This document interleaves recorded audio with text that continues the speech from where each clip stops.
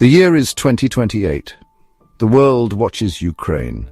A tragedy unfolds. A nightmare 6 years in the making.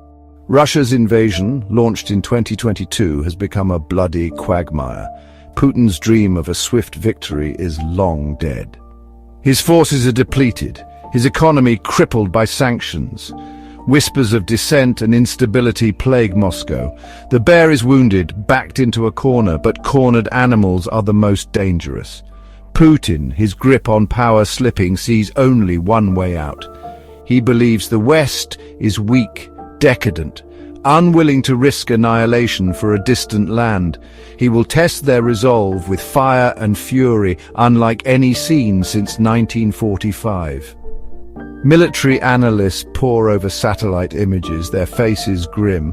A build-up of tactical nuclear weapons is detected near the front lines. Frantic calls are made between Washington, London, Brussels.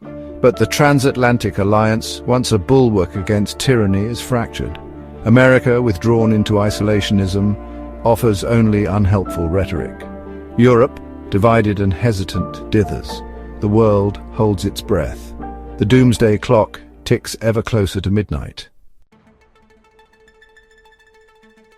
A blinding flash, a mushroom cloud rises over the Ukrainian steppe. The world gasps. Putin's gamble has played out. A tactical nuclear weapon, its yield limited, has obliterated a Ukrainian military base. Thousands are vaporized in an instant. Countless more will die in the days to come, consumed by radiation sickness. The initial shock gives way to horror, then outrage. Global condemnation is swift and unanimous, but words are hollow in the face of such barbarity, and NATO, paralyzed by fear and indecision, finds itself unable to formulate a coherent response. Article 5, the cornerstone of collective defense, rings hollow. Putin, his eyes cold, addresses the world. He claims the strike was defensive, necessary to protect Russian interests. He warns of further escalation if the West intervenes.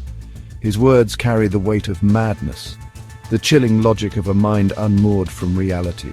The unthinkable has happened. The nuclear taboo, unbroken for over 7 decades, lies shattered. The world now stares into the abyss, uncertain of what horrors await. Emboldened by the West's paralysis, Putin issues his ultimatum. His demands are stark, non-negotiable. Ukraine, he declares, will be divided. Eastern and southern Ukraine, including the crucial port city of Odessa, will be annexed into Russia. The rest will become a neutral buffer state, its sovereignty a sham, its government controlled by Moscow. Furthermore, NATO must be rolled back to its pre-1997 borders. Poland, Hungary, the Baltic states, all must be stripped of their NATO membership and to a neutral stance. The Iron Curtain, once thought consigned to the dustbin of history, threatens to descend once more. Finally, Putin demands reparations. Trillions of dollars, he claims, are owed to Russia for the injustices it has suffered at the hands of the West. This is the price, he declares, for peace. The world reels. Putin's audacity is feared to be based on unhinged thinking. He has not only committed an act of nuclear terrorism, but he now seeks to redraw the map of Europe by force. Fear and pragmatism grip the capitals of Western Europe. Germany, its economy desiring Russian energy, urges caution. Britain and France, haunted by a history of appeasement, hesitates. The United States, consumed by internal divisions and weary of foreign entanglements, offers no solutions, no support.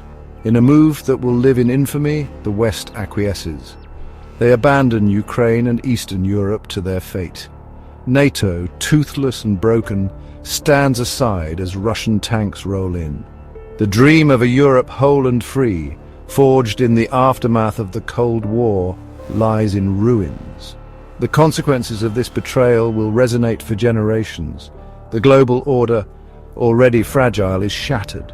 Nuclear blackmail has become the new language of diplomacy. The spectre of proliferation looms large as other states calculate their own nuclear ambitions.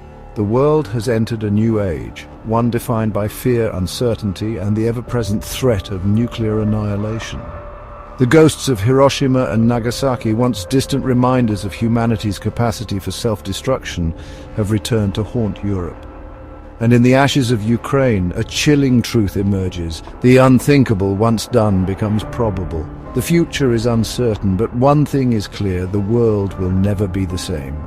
Europe lives in the shadow of the mushroom cloud.